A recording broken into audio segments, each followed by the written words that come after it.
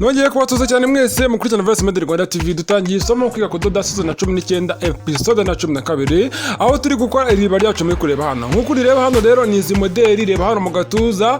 Numara kureba hano mu gatuza hose warebe neza zira moderi. Uhita ureba na hano ku maboko cyangwa se ara ku rutugu. Kureba neza no kuvuga ngo turi atuntu dukuriye turi ara mu gatuza niko turimo turakora ubu ngubu. Hano ku maboko naho amaboko twara yakase mwikata mwari yabonye turo dutobore turiho twadusize ku maboko ariko ntabwo turashyiraho moderi nyirizina nyine zibazi nkara ku rutugu hejuru biriya bintu nyine bimeze nkaho ari ibintu by'amafuronse ukuntu ntako turabikora. Ibyo byose tugomba kubikora akantu ko kandi. Rero reba hano moderi numara kwireba wowe mushyashya nkwereka zimwe mu ncamake ziri kuranga rero ryacu. Rukuvuga ati natangiye mbere kuko bafata ibipimo. Abantu benshi nibyo baba bashaka ngo bamenye uko bapima umuntu bakamudodera nta kureba gusa uko bakata bakanateranya ahubwo umenye uko bafata ibipimo. Byose twarabyize hanyuma mbere kana uko bashushanya. Byose no guhera muri episode ya mbere. Nyuma yo gushushanya turakata kuko iyo umaze gushushanya umwenda uhita ufata umukasi nyine ukagenda ukata ukabishyira ku murongo neza nyine kuri bya bipimo noneho nyuma yaho ukaza guteranya kuko igitambaro bari igitambaro kimwe wowe gikata ukagikora nk'utuntu twinshi ukagenda duteranya nyine akantu ko kandi akaza kuvamo umwenda muzima. Dore hano ni kuri ya maboko dore byose byabereye mu ikata kwa tuntu kutunyenyeri wabonye ku maboko dore ngutu hano mwikata hano rero kwa tugiye mu kudubura turadubura byose mwarabibonye ahangaha kwa tugiye gukora moderi y'imbere ku ijosi dore twagarukiye hano ariko ibingibi by'inyuma ntabwo turabikora ibingibi bivuze ko tugiye gukora ibingibi byose mubibone nyuma yaho dukomeze na hano kuri ya maboko yacu mbereke ya moderi yo ku maboko dukomeze noneho ahangaha ni handi imbere n'ubundi mu gatuza tuzaba turi gukora ya moderi yacu tuyisoza neza. Nyuma yaho nibwo ama-epesi akurikiraho ni ukuvuga ngo ntabwo epesi ziza mbere ku iriba ya hano kuri ino moderi epesi zizaza nyuma. Ni ukuvuga ngo reba hano niho tuzakurikizaho epesi ariko moderi zabanje kurangira gusa ntago ariko maribaya yose utazajya ugira ngo buri ribaya ryose ngo banza gukora moderi ngo epesi zikaza nyuma biterwa na moderi yariyo no kwijyaho. Hari moderi isaba ko epesi uba uzihoreye, hari na moderi isaba ko epesi uzikora wamara kuzisoza ukabona gukora moderi. Hari abantu benshi bakibaza ngo igitandukanira ubundi wabikwereka tukabireba ariko hera kuri ino ribaya wenda n'izindi moderi nazo uzagenda ubibona. Icyambere no gutekereza ngo ese moderi nijyaho mbere nta kintu biza kubangamira kuri epesi. Hano wenda urugero reba ukuntu ibara ryacu rimeze, reba hari mu gatuza ku mabere hitegereze neza sibyo. Ni ukuvuga ngo iyo ubanje gukora epesi imbere hari ukuntu epesi ari imbere hamera nk'ayishifomye ukuntu nyine hakazamwo ikintu kimeze nk'icyuka ariho hajya amabere. Bishatse kuvuga ngo rero kuri aha hikuruye hameze ukuntu hatagororoka ntabwo twaza gushyiraho moderi zo mu gatuza ngo bikunde. Ibi byose mwarabibonye hano mbasubije inyuma nk'umunota umwe. Rero kubera ko bitakunda bisaba ko nibura ubanza gushyiraho moderi imbere kubera ko epesi n'umoderi ntabwo bizagira kuri moderi ngo ibangamire ngo wenda ngo epesi iragira kuri moderi ngo wenda ngo epesi ijyaho mbere moderi ze kuza kujya yiyorosha hejuru kuri epesi ntawe bihuriye. Sasa rero hano kuri fronse zacu mfashe ka kantu napfunditse nkarambika hariya ku garuka k'imashini hariya ku muhini w'imashini kugira ngo nuko mbikurura. Iri ni iyindi banga nkweretse ahangaha ngiye kujya nkururira zino fronse rimwe ngende zikururira kuri rimwe nyikuri uba ugomba kubikora. Nuko nyine ngira ngo mbifate amashusho hano kuri kamera ubundi yaba atari kuri kamera wareba ahantu nyine hari akantu kameze nk'akantu k'agati gashinze cyangwa kuma cyangwa akantu kose wakambikishamo ziriya ndodo zacu bigakunda ukazifatishamo nka kuriya mbikoze ukagenda ukurura kuriya ugakurura ugenda ukurura impande zose ku buryo bungana. Wabonye ndimo ndazenguruka impande zose ntabwo ndi gukurura uruhande rumwe zose hirya no hino no hagati hose bikagendana kandi ku buryo bungana. Kandi iyo ukurura bihita byijyana iyo imashini yawe iri muri fronse gusa iyo ukuruye ntibigende ukabona byanze kuva aho biri. Hari igihe ziriya ndodo uba wafashe indodo zitari zo cyangwa ukajya ufata izo hasi n'izo hejuru kwa kundi twagiye tuzicagura ntubikore noneho wajya ukurura ntibiva aho biri cyangwa se ukaba utarasize muri fronse imashini yawe ngo uyihindure ujye muri fronse wadodoga fronse urudodo rukajyamo ariko rukomeye waza kurukurura ntirugende. Nibyo bintu bibiri byatuma ukurura bikanga gukora.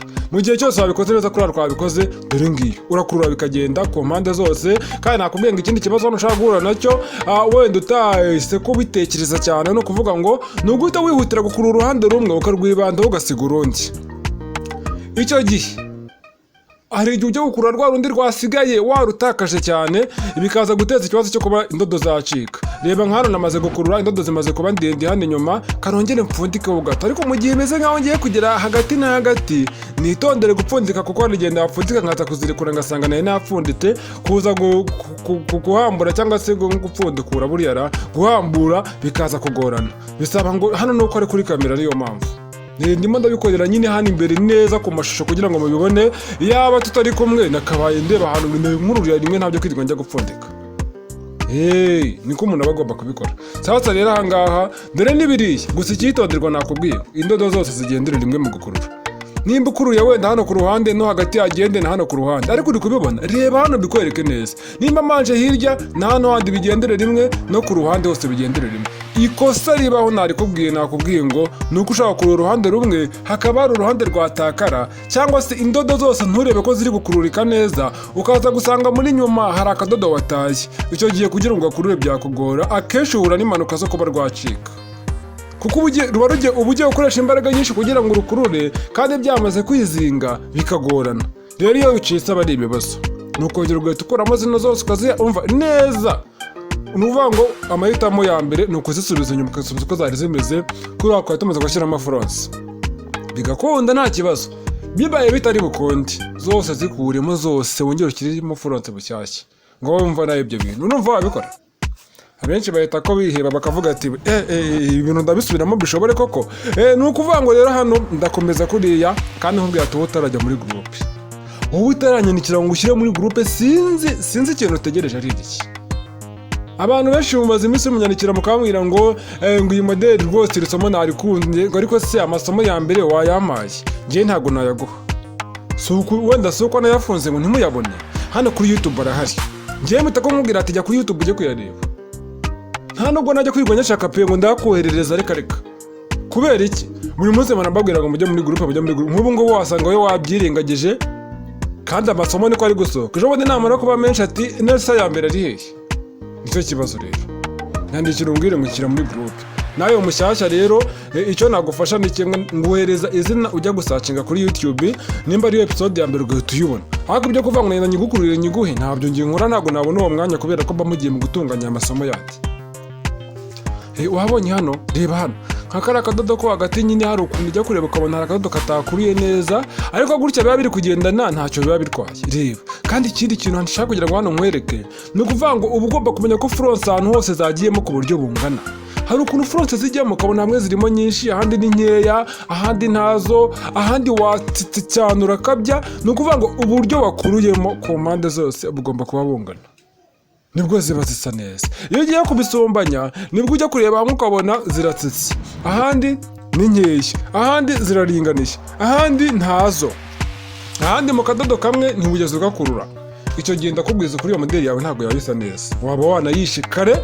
Nyine ni kwa kundi upfa kuvuga ati ntabwo umukiriya ngo ndapfa ngo kumuhereza ngo nyine tubyite bya bintu byo kuvuga ngo wamupfunyikiye, ariko ubundi rwose reka nkubwize ukuri ibyo bintu ntabwo wabikoze neza. Reba hano intoki zanjye itegereza igikumwe cyanjye, ubundi hano urebe ukuntu kiri kujya ku ruhande rumwe kikajya ku rwo hagati kikajya no ku rwo hirya, neza ko cyane ndimo ndakura uruhande rumwe rwonyine.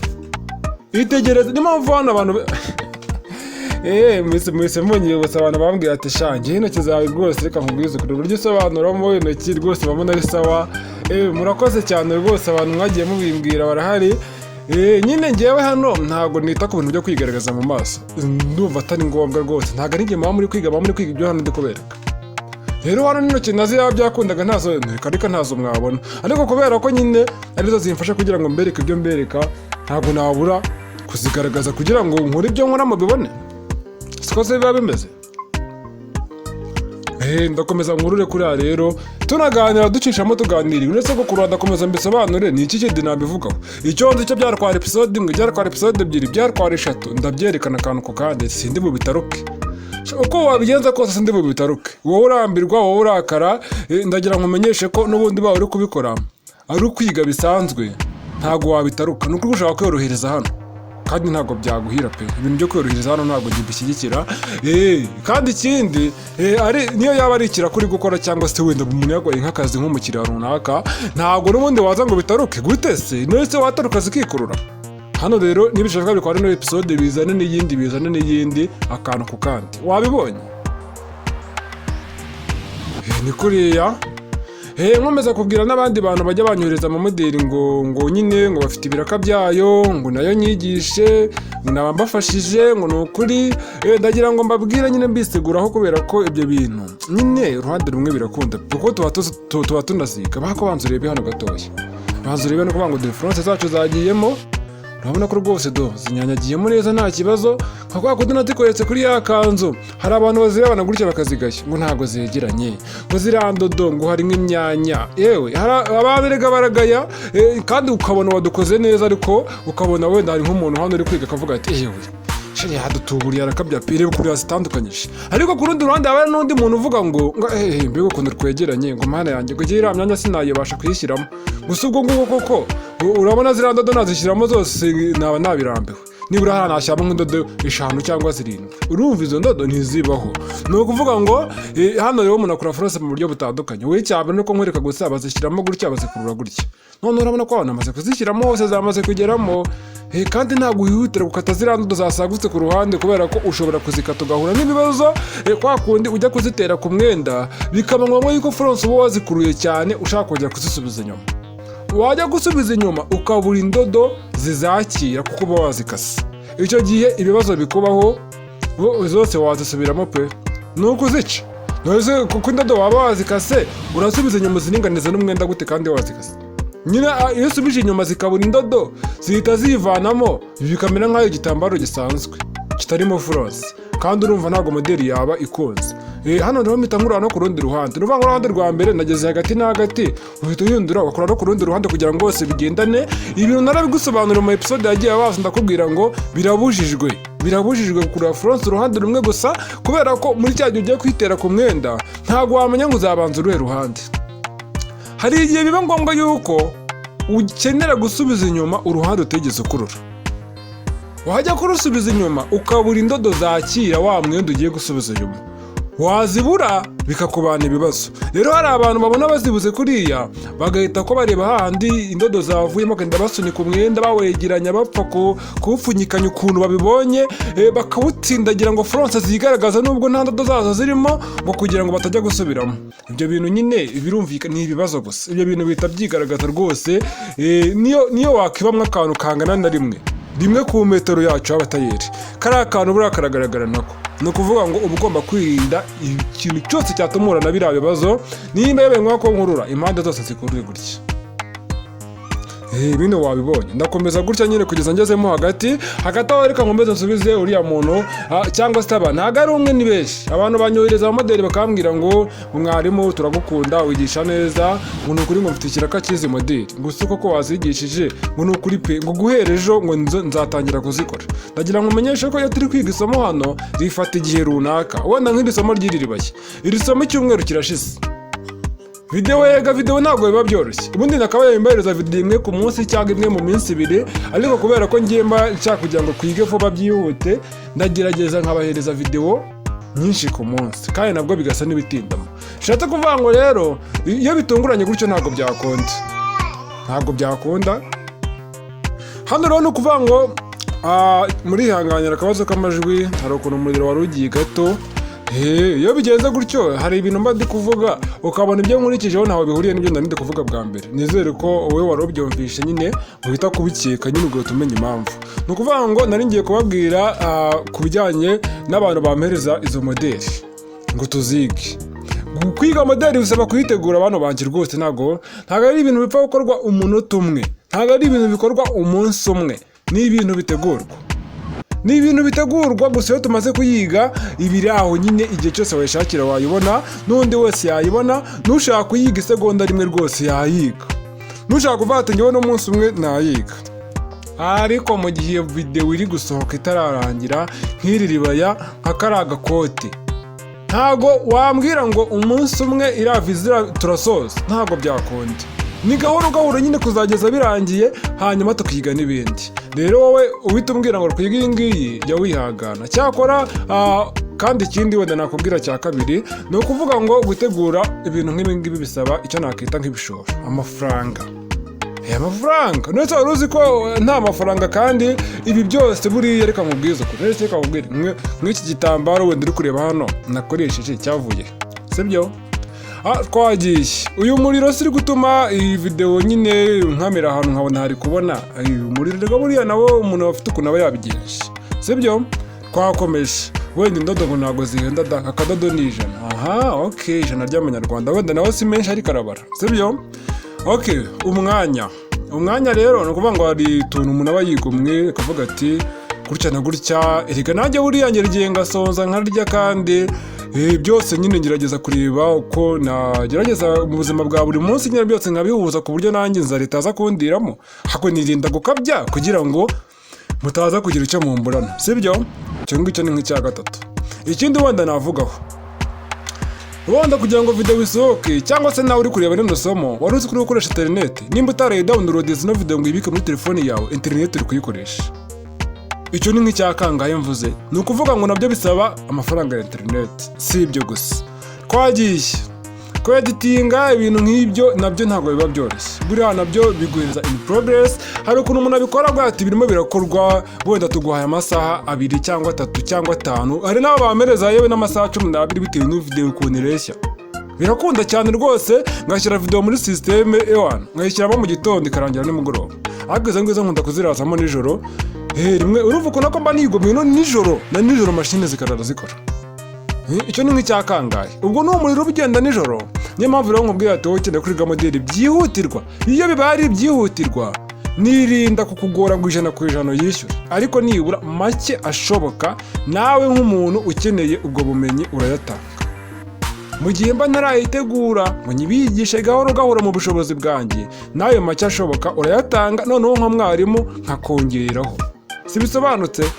Sawa, reka nizere ko bizagenda neza. Ushaka kugira ngo wige moderi tutariga, ufite uburenganzira bwo kuyikoresha, ariko ndayitegura ngakora wenda icyo nakwita nka bije yayo, noneho nkakubwira ati bitwara aya sata rero wowe shaka ya nanjye nzongera haya dukorere no somo, kandi tuzarisangiza abandi kugira ngo nabo baribonereho, kwako nawe wiga amasomo amwe namwe abandi baba bagezemo uruhare ukayiga kandi nta kiguzi kindi. Rero nawe kuba wabafasha bakayiga ndumva nta gihombo kiba kirimo.